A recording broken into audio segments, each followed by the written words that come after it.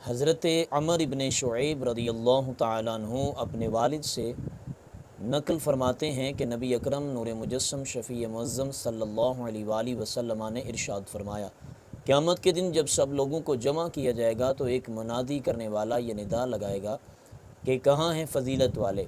कुछ लोग खड़े हो जाएंगे और तेज़ तेज़ चलने लगेंगे और जन्नत की तरफ कदम उठाएंगे तेज़ तेज़।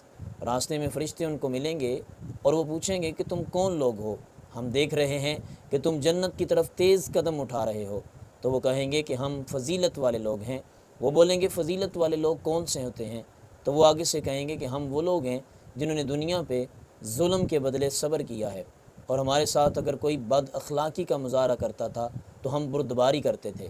फ़रिश्ते कहेंगे वाक़अतन तुम जन्नत में जाने के हक़दार हो, तुम जन्नत में दाखिल हो जाओ, जो कि अमल करने वालों के लिए उम्दा तरीन अजर की सूरत में